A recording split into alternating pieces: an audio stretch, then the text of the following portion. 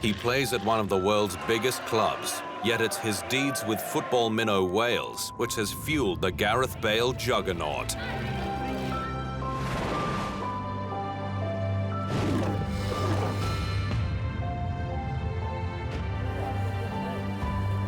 He was responsible for breaking a 58-year drought. While Gareth Bale will always stress it was a collective effort, the reality is Wales wouldn't have made Euro 2016 without him. The Real Madrid star became the hero of his nation, ensuring they played in their first major tournament since the 1958 World Cup. Incredibly, he played a hand in 10 of his team's 11 goals in qualifying, including scoring 7 himself. The highlight of Bale's international career came in his 50th game for Wales, when they upset #1 ranked team in the world, Belgium. He scored the only goal of the game after capitalizing on an error at the back by the Belgians, much to the delight of a packed Cardiff City stadium. It was an important goal for me personally. It was my 50th cap, so it was always nice to get a goal anyway. But for the team, I think it also gave us that belief that we can take on the big teams, we can win against the big teams, and anything's possible. And I think for the rest of the qualifying campaign, it gave us that extra belief, and it got us over the line. The Welsh were inspired by the deeds of their magical midfielder and continued their fairy tale ride at the tournament in France. Bale scored in all 3 group matches at Euro 2016, including the first goal of the tournament in his country's 2-1 victory over Slovakia. He was instrumental in the round of 16 victory over Northern Ireland and a stunning 3-1 quarter-final win over Belgium, which set up a showdown with Portugal and his Real Madrid teammate Cristiano Ronaldo. Yeah, I always had that burning desire to get to a major championship, and to be here now, we just have to enjoy. We have to take it all in, enjoy everything, and give 100%, as I said. Unfortunately, the dream ended for the Welsh. Ronaldo scored the opening goal of the semi-final as Portugal progressed with a 2-0 victory en route to the Euro 2016 title. Bale's impact on the tournament, let alone a generation of footballers in his homeland, wasn't lost on then Wales manager Chris Coleman. Very proud that he's a Welshman himself, and the way he plays for his country, the way he represents the jersey, on top of his ability and his skill. You know, there's a huge passion. So yeah, we're all extremely proud. Even Bale's talents weren't enough for Wales to qualify for the 2018 World Cup, though, finishing 3rd behind Serbia and the Republic of Ireland in Group D. Still to come on the Immortals, how a kid from Wales became the hottest commodity in world football.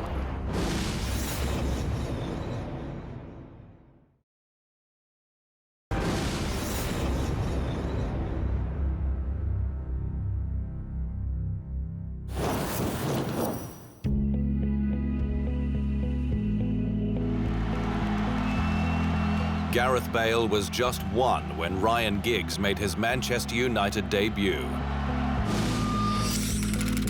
Ryan Giggs was my hero. The way he played, left-footed and Welsh like me, I grew up watching him. For a nation that has only made 2 major tournament appearances in its history, the Welsh have produced some brilliant players. The longevity and extraordinary success by Giggs at Old Trafford has him at the top for most. Bale went past Liverpool legend Ian Rush as the country's all-time leading scorer with a hat-trick against China in 2018. John Charles was revered at Juventus and named best player of the Italian league in 1958, while Mark Hughes was Sir Alex Ferguson's main striker during a golden era at Manchester United. But as far as Giggs is concerned, Bale's deeds at Euro 2016 bring him to the top of the Wales all-time list. Gareth has been the more important player because he would have helped them qualify. I did not manage that, but I know how hard we tried.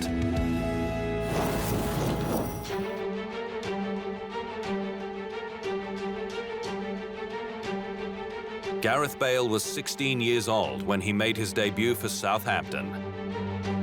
After just one season, Tottenham Hotspur came knocking, and the teenager scored in his second game for the Premier League club. Injuries interrupted his first couple of seasons, but it wasn't long until Bale started to raise eyebrows. His pace was a standout, while he also earned a reputation as a free kick specialist, with the midfielder's left foot becoming a weapon. I'm just enjoying playing my football at Tottenham. I'm learning every week.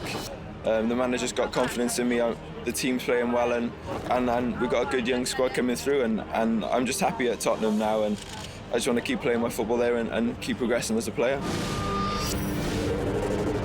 In the 2012-2013 season, Bale elevated himself into the world's elite, scoring 26 goals, which was more than double his previous best. He's about unplayable when he's on his game. He's a genuine world-class player. Spanish giant Real Madrid certainly thought so, and they moved heaven and earth, and then some, to land the most sought-after player on the planet. While the transfer fee was initially confidential, 3 years later, it emerged that Tottenham had received a world record 100.8 million euros. That had surpassed the previous highest, 94 million euros, which Real had parted with to secure Ronaldo from Manchester United. Bale's title as the world's most expensive footballer was taken from him in August 2016, when United paid 105 million euros for Frenchman Paul Pogba. How the combination of Bale and Ronaldo was going to work was a question many wondered at the Bernabeu.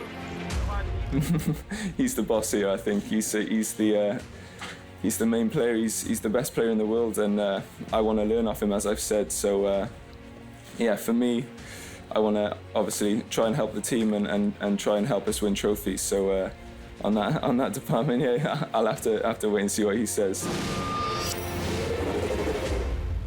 Bale scored on debut with Real and enjoyed a brilliant first season, playing a key role in its 2014 Champions League victory and finishing with 22 goals and 16 assists in all competitions. His goal in the Copa del Rey final against Barcelona is regarded as one of the best of his career. Bale's first touch was at halfway.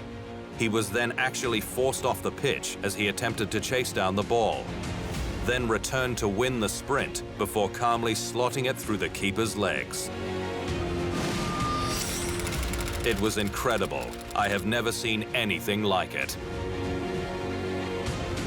Bale also scored in the 110th minute of extra time to put Real 2-1 up against Atletico Madrid in the 2014 Champions League final. However, injuries, a form slump, along with whispers of a deteriorating relationship with Ronaldo, saw his numbers drop over the next 2 seasons.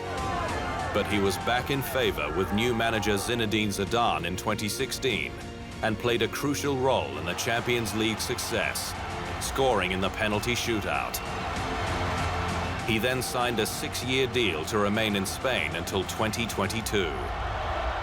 No, first and foremost, we want to win every trophy every year, and yeah, I think I've signed here again because I believe we can keep winning trophies, keep winning Champions Leagues, keep winning leagues, which is very important for this club. And yeah, obviously this season we want to win the league, we want to win the Champions League, and every other cup competition we're in. So yeah, it's important for me to keep working hard, to keep helping the team, keep scoring goals, assisting, and yeah, as for the Ballon d'Or, I think if you're playing well for your club and your country and you're winning trophies, then these things will just happen. It's not something I think about, but if it did ever happen, then it would be fantastic. There's no doubt Bale now circles in the same rarefied air as his more celebrated ex-teammate when the topic of the world's best players is discussed. He's already an immortal in the eyes of his homeland after the Euro 2016 heroics. And that same status could also be afforded to him at club level. He's definitely on his way to being the best in the world. I think it's time for Ronaldo to pass on that mantle.